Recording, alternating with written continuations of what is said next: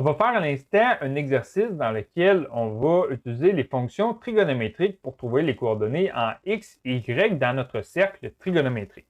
On va faire le numéro 8.28 des notes de cours. Le numéro 8.28, on a un cercle trigonométrique, donc on a un cercle de rayon 1 centré à l'origine. Et on a un point, et le point sur notre cercle trigonométrique, on a en x est égal à moins racine de 3 sur 2 et en y est égal à 1/2. Donc là, ça, on a un certain point sur notre cercle qui est situé dans le deuxième quadrant, donc du côté en x qui est négatif et en y qui est positif. Et à ce point-là, on a un certain angle qui est formé. Et on doit trouver, grâce à cet angle-là, différentes fonctions trigonométriques, mais on nous donne le défi de trouver le résultat de ces fonctions trigonométriques-là sans même trouver l'angle sur notre cercle. Donc, pour y arriver, on va utiliser notre feuille de mémoire et on va utiliser les informations qu'on a ici. Donc, sinus de notre angle, ça correspond à la coordonnée en y, par exemple, et cosinus à notre coordonnée en x. Donc, on va utiliser ces informations-là pour trouver les valeurs de nos fonctions trigonométriques. Donc, tout d'abord, en A, on veut trouver sinus de notre angle sans même savoir notre angle, simplement en ayant les coordonnées de notre cercle, d'un point sur notre cercle trigonométrique. Donc, sinus de l'angle ici, ça correspond en réalité à la coordonnée en y. Donc, on va regarder ici quelle était la coordonnée en y. Ça, c'est égal à 1/2. Ensuite, cosinus de l'angle. Cosinus de l'angle, ça correspond à la coordonnée en x sur notre cercle trigonométrique. Donc, la coordonnée en x ici, c'est égal à moins racine de 3 sur 2. Ensuite, ici, en C, on veut trouver le tangente de l'angle. Donc, tangente de l'angle, tangente de l'angle, ça correspond en réalité à la coordonnée en y divisé par la coordonnée en x. Donc, si on va faire tangente de notre angle ici, qui est égal à la coordonnée en y divisé par la coordonnée en x. Donc, on a 1/2 divisé par moins racine de 3 sur 2. Donc, lorsqu'on fait ça, on trouve 1 divisé par moins racine de 3, puisqu'ici, on va avoir divisé par 2 et divisé par 2 qui vont s'annuler. Donc, on a 1 divisé par moins racine de 3.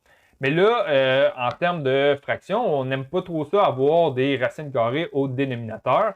Donc, ce qu'on va faire, on va multiplier ça par moins racine de 3 divisé par moins racine de 3. Donc, c'est comme si on faisait multiplier par 1. Donc, on va obtenir un résultat qui est équivalent. Donc, on va alors trouver un résultat de moins racine de 3 divisé par 3. Donc, la valeur de la tangente ici, c'est égal à moins racine de 3 sur 3. Ensuite, on veut trouver la cotangente de notre angle. Donc, cotangente de notre angle, en réalité, c'est x divisé par y, mais puisque la tangente, c'est y divisé par x, cotangente, c'est que simplement 1 divisé par la tangente. Donc, ici, on avait trouvé une tangente qui est égale à 1 divisé par moins racine de 3 ou bien moins racine de 3 sur 3. Et ce qu'on va faire en réalité, c'est simplement, je vais l'écrire ici, cotangente de notre angle, c'est égal à 1 divisé par tangente de notre angle. On avait ici, par exemple, 1 divisé par moins racine de 3, donc 1 divisé par 1 divisé par moins racine de 3. Donc, cotangente ici, c'est simplement moins racine de 3. Ensuite, en E, on veut avoir la sécante de notre angle.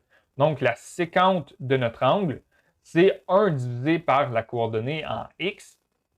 Donc, en x, on avait moins racine de 3 sur 2. Donc, ça va être égal à moins 2 sur racine de 3. Donc, c'est l'inverse. On avait racine de 3 sur 2. On va avoir moins 2 sur racine de 3. Mais encore une fois, on n'aime pas trop ça avoir des racines carrées au dénominateur. Donc, on va faire multiplier par racine de 3 divisé par racine de 3.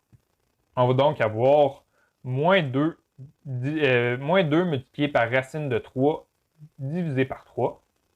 Et finalement, en F, on veut trouver la coséquente de notre angle.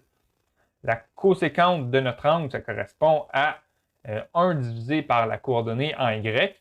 Et puisqu'on avait une coordonnée de y de 1/2, donc on va faire 1 divisé par 1/2, on trouve alors une coordonnée, on trouve la coséquente de notre angle qui est égale à 2.